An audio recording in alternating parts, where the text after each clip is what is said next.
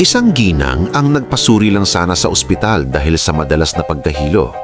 Pero nang lumabas ang resulta ng kanyang dugo, napatigil ang mga nurse at agad nilang ipinatawag ang head doctor. Maingay ang umagang iyon sa St. Gabriel Community Hospital. May pila sa laboratory, may batang umiiyak sa bakuna, may mga kamag-anak na hawak ang mga plastik na lalagyan ng ihi at dugo. Sa dulo ng pila, nakaupo si Marisa Bautista, 46 anyos, nakatil na blouse at kupas na maong. Nakasuksok sa bag niya ang reseta na may malaking sulat: CBC, FBS, blood typing. "Ma'am Marisa?" Tawag ng guard. Napabalik siya sa realidad. "Opo," sagot niya. Sabay tayo kahit nangangawit ang tuhod. Halos 1 oras na siyang nakapila. "Pasok na ho kayo sa laboratory," sabi ng guard. Itinuro ang pinto na may nakasulat na laboratory. Habang naglalakad, parang sumasabay ang kaba sa tibok ng puso ni Marisa. Ilang buwan na siyang madaling hingalin, kinakabog ang dibdib, at bigla na lang namumutla. Naisip niya, baka high blood, baka diabetes, baka kung ano pa. Pero sa likod ng takot, may isa pang mas malalim na kaba: ang gastos. "Kung may sakit ako, saan kami kukuha ng pambayad?" Bulong niya sa sarili. Ang asawa niyang si Rolando ay tricycle driver. Ang panganay nilang anak ay nasa probinsya na may sariling pamilya, at ang bunsong naman ay nag-aaral pa sa kolehiyo, working student sa gabi. Kaya nga unang beses lang niya ngayon nagpa-check up ng maayos.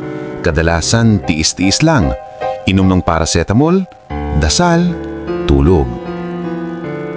Sa loob ng laboratory, sinalubong siya ng nurse na naka-pink na scrub suit. Si Nurse Liza. "Good morning po, ma'am." Bati nito na may ngiti. "Kayo po si Marisa?" "Opo," sagot niya. "Pasensya na ho, first time ko po dito eh. Hindi ko alam ang gagawin." "Okay lang po yan." Magaan ang tono ni Liza. "Upo po kayo dito. Kukuha lang kami ng dugo. Kaunti lang, parang kagat lang ng langgam." Umupo si Marisa sa swivel chair. Nakabahan siya nang makita ang karayom, pero pinilit niyang tumitig sa kisame. Habang kinukuha ang dugo, nagtanong si Nurse Liza, "May history po ba kayo ng sakit sa puso? Diabetes? Hypertension?" "Wala naman po akong alam. Hindi rin po ako pala hospital. Pero madalas po akong nahihilo, tapos parang palpitations. Sabi ng kapitbahay ko, magpalab na raw ako." Tumanggo ang nurse. "Mabuti pong nagpatingin kayo. Mas okay po yung maaga nating nalalaman." Matapos ang ilang minuto, natapos ang extraction. "Ma'am, pakiupo po doon sa waiting area. Mga 30 minutes, lalabas na ang resulta tapos tawagin kayo ni Medtech." "Salamat, iha," sagot ni Marisa. Bit-bit ang maliit na cotton sa butas ng ugat. Sa waiting area, pinagmamasdan ni Marisa ang ibang pasyente. May estudyanteng nagpa-medical exam. May buntis na hawak ang ultrasound schedule. May matandang lalaki na naka-wheelchair. Lahat tayo may pinagdadaanan. Naisip niya, hindi pala biro ang magkasakit. Sa loob ng laboratory, abala naman si Leo, ang medtech na nakaasul na coat. May hawak siyang mga test tubes at nakafocus sa machine. "Liza, pakiprint nga yung mga nauna kanina," sabi niya. Habang nagpiprint ang machine, isa-isang lumabas ang mga resultang papel. Rutinaryo lang, normal counts, may ilan kailangan ng repeat test, may isang may alarm sa mataas na sugar. Hanggang sa lumabas ang resulta na may pangalan ni Marisa Bautista. Kinuha ni Liza ang papel, sinilip abang naglalakad sa labas. Pero bago pa siya makalabas ng pintuan, bigla siyang napahinto. "Ha?" bulong niya. "Kuya Leo, pakitingin nga nito." Lumapit si Leo, kinuha ang papel, tinignan ng data. Wala namang kakaiba sa sugar at CBC. Medyo anemic lang, pero sa bandang baba, nakalagay ang blood typing and antibody screen. Nakakunot ang noo ni Leo. Type O negative. Pero ang antibody screen, reactive sa lahat ng antigens. Parang, teka, Inilapit niya ang sample sa isa pang special test kit. Ilang minuto, naghintay sila. Ang resulta, isang pattern na bihira niyang makita. Liza, seryoso ng boses ni Leo. Pakilock muna ang pintuan. Sabihin mong technical check muna. Huwag muna tumanggap ng bagong patient sa blood typing. Tawagin mo si Doc Reyes. Nauna. Namalaki ang mata ni Liza. Ha? Yung head ng laboratory? Oo. Mukhang Bombay phenotype to o kung anumang variant. Hindi tayo pwedeng basta-basta mag-conclude. Bihira to at delikado kung mali ang transfusion. Hindi niya maintindihan ng lahat, pero batid niyang seryoso. Tumanggo siya at agad tumawag sa intercom. Bago natin ipagpatuloy ang kwentong ito, paki-comment sa ibaba kung saang probinsya kayo nanonood. Sa waiting area, napansin ni Marisa na parang tumahimik ang loob ng laboratory.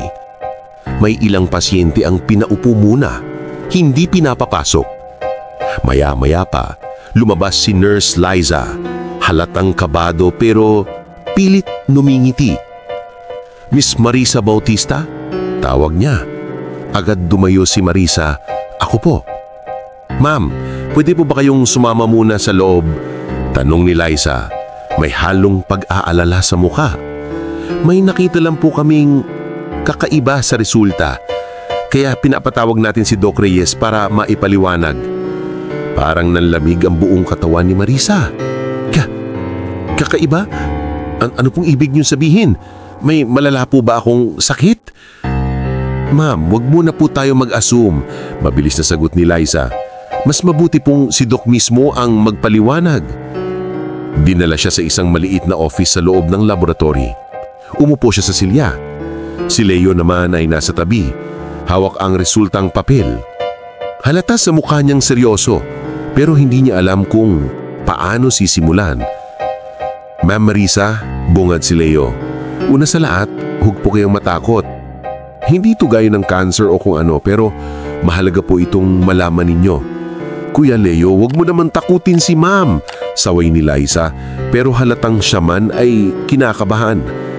Bago pa makasagot si Marisa, bumukas ang pinto. Pumasok si Dr. Anton Reyes, head pathologist ng ospital. Nakaputing coat at may hawak na tablet. Kilala siya sa ospital bilang tahimik pero matapang magsabi ng totoo. Good morning, sabi niya, tumingin kay Marisa. Kayo po ba si Miss Bautista? Opo, Doc. May problema po ba? Umupo si Doc Reyes sa tapat niya. Marisa, nakita ko ang resulta ng inyong blood test. May dalawang bagay tayong kailangang pag-usapan. Isa, tungkol sa kalagayan ng dugo ninyo. Pangalawa, tungkol sa isang batang pasyenteng kasalukuyang lumalaban sa ICU. Lalong sumikip ang dibdib ni Marisa. Una, paliwanag ni Doc Reyes, ang blood type ninyo ay hindi pangkaraniwan. Hindi po ito simpleng O positive o O negative. May nakita kaming pattern na tinatawag sa medisina na rare blood phenotype. Sa madaling salita, kakaiba po kayo. Kakaiba? Parang hindi makapaniwala si Marisa. Masama po ba yun, Doc? Hindi po sa masama. Pero ibig sabihin, kung sakaling mangangailangan kayo ng dugo sa hinaharap, mahirap pong makahanap ng donor na tugma. Kailangan nating i-record ng maayos ito, bigyan kayo ng ID card at ipaalam sa inyo ang mga pag-iingat. Parang biglang sumikip ang dibdib ni Marisa. Naalala niya ang kwento ng kapitbahay nilang namatay dahil walang makahanap na blood donor. Pero bakit po kailangan pa si head doctor? Pwede naman po sigurong sabihin na lang na rare type ako, di ba? Doon sa tumingin si Doc Reyes ng mas seryoso. Dahil po sa dahilang ito, sa ICU ngayon may batang 6 na taong gulang, si Miguel. May matinding anemia dahil sa aksidente. Kailangan niya ng dugo, pero napaka-rare ng blood type niya. 3 ospital na ang tinawagan, wala pa ring makahanap. At base sa nakita namin, kayo po ang kauna-unahang sakto ang tugma. Natahimik ang buong kwarto. Si Liza, Napatingin kay Marisa na nalaki ang mata. Si Leo kumapit sa gilid ng mesa. Ako, bulong ni Marisa, dugo ko po ang kailangan ng bata. Opo, mahino ng sagot ni Doc Reyes. Gusto ko pong maging malinaw. Hindi kayo obligado. May karapatan kayong tumanggi. Pero bilang head doctor, tungkulin kong ipaalam sa inyo na kayo ang posibleng makapagsalba sa buhay niya. Biglang bumalik sa isip ni Marisa ang isang alaala na matagal na niyang pilit kinakalimutan. 15 taon na ang nakakaraan. Nasa maliit na pampublaang ospital si Marisa noon, bagong panganak. Mahina ang hinga, namumutla. Nasa tabi niya ang munting sanggol na si Ana, premature, nangangailangan ng dugo. Ma'am, kailangan po ng transfusion ng baby niyo, pero wala pong tugma sa blood bank. Naka-request na po kami outside pero baka matagalan. Kunin niyo po ang dugo ko. Nagmamakaawa si Marisa. Sa akin niyo po kunin lahat basta mabuhay lang siya. Ma'am, hindi po tugma ang blood type ninyo sa anak niyo. Baka mas lalong delikado. Kailangan natin ng eksaktong match. Ilang araw nilang hininday, nagdasal. Pero huli nang dumating ang posibleng donor, nawala. Namatay ang sanggol. Naiwan si Marisa na may malalim na sugat sa puso. Simula noon, takot na takot siya sa ospital. Ayaw niyang maalala ang pakiramdam ng helplessness. Yung alam mong kahit lahat ibibigay mo, kulang pa rin. Bumalik siya sa kasalukuyan. Hawak pa rin ni Doc Reyes ang resulta. Ang mga kamay ni Marisa ay nanginginig. Ako po, bulong niya. Gustong-gusto kong magbigay dati. Pero hindi tugma ang dugo ko sa baby ko. Ngayon naman, may batang di ko kilala. Pero ako pala ni tugma. Ganun po talaga minsan ang buhay. Malumanay na sabi ni Doc Reyes. Sa isang bata, hindi natin nagawa noon. Pero may iba pang bata ngayon na pwedeng mabigyan ng pag-asa. Suminghot si Marisa. Pinahid ang luha. Doc, tanong niya, ano po ba ang mga panganib kung magdodonate ako? Normal po ang proseso ng pag-donate, paliwanag ni Reyes. Kukunin lang ang sapat na dami ng dugo, hindi po niya ikukompromiso ang buhay ninyo. May screening pa bago tayo tumuloy, titiyakin nating fit kayo. Siyempre may konting hilo pagkatapos pero babawi rin. Kung hindi kayo pasado, hindi namin ipipilit. Lahat po ay voluntaryo. Ganun po ba ka-urgent? Dagdag ni Marisa. Ang bata, sagot ni Liza, na di na nakatiis magsalita. Naghihintay na po sa ICU, nakakabit sa oxygen. Naghihintay sa kung sinong darating na napahinto siya. Tinitigan si Marisa na parang ayaw niyang pressurean pero hindi na niya maitagong emosyon. Parang kayo. Ilang segundo, taning tunog ng aircon ang maririnig. Tinitigan ni Marisa ang sariling kamay. Iniisip ang mga taon ng pagod, pagsisikap at ang anak na nawala. Sa isip niya, parang narinig niya ang boses ng sanggol na hindi niya nakasamang ng matagal. Mama, kung hindi mo ako nailigtas noon, pwede mo pa rin iligtas ang ibang tulad ko. Nilunok ni Marisa ang luha saka tumingin kay Doc Reyes. Doc, mariin niyang sabi, kung pasado po ako sa screening, handa akong mag-donate. Mabilis ang sumunod na mga pangyayari. Sinuri muna siya. Blood pressure, hemoglobin, ECG. Mababa ng kaunti ang iron niya. Pero sa tulong ng supplements na agad ibinigay, pinayagan siya sa controlled amount ng donation. Sigurado ka ba, Ma? Tanong ni Rolando, na dali-daling sumugod sa ospital nang tawagan ni Lisa habang nakahiga si Marisa sa donor chair. Rolando, mahinang sagot ni Marisa pero punong-puno ng determinasyon. Naalala mo yung nangyari kay Baby Ana? Wala tayong magawa noon. Ngayon, may pagkakataon tayo. Kahit sino pa yung batang yan, hindi ko kayang baliwalain. Hindi na nakapagsalita si Rolando. Pinisil na lang niya ang kamay ng asawa. Habang dumadaloy ang dugo mula sa braso ni Marisa papunta sa bag, Tahimik lang siyang nakatingin sa kisame na umiiyak ng walang tunog. Si Nurse Liza ay nakabantay. "Ma'am," mahina niyang sabi, "salamat po ha, hindi lahat pumapayag." "Liza," sagot ni Marisa, "kung ako yung nanay ng batang iyon, siguradong sasabihin ko sa mga tao na mag-donate kayo. Hindi ako pwedeng maging manhid ngayon na ako naman ang binigyan ng oportunidad." Ilang minuto pa, natapos ang procedure. Dinala agad ang bag ng dugo sa ICU. Sa kabilang dulo ng ospital, sa loob ng ICU, nakahiga si Miguel. 6 na taong gulang, payat, nakasibit ang mga tubo sa ramay at ilong. Sa tabi niya ang nanay niyang si Grace, namumutla na sa puyat at pag-aalala. "Ma'am Grace," wika ng ICU nurse, "may donor na po, nahanap na po ng laboratory." Parang nabunutan ng tinik si Grace. "Totoo po ba? Kaninang umaga sabi ni Doc baka wala na kaming mahanap." "Meron na po," ngiti ng nurse. Isang ginang na nagpa-check up lang, pero siya pala ang eksaktong tugma ni Miguel. Napaluha si Grace.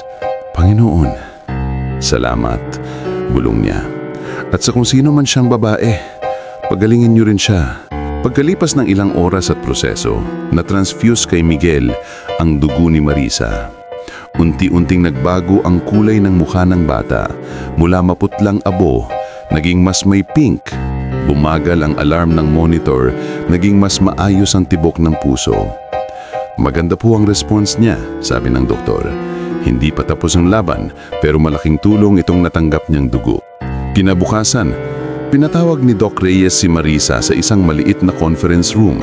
Nandoon si Nurse Liza, si Leo, at isang babaeng halatang puyat at umiiyak, si Grace.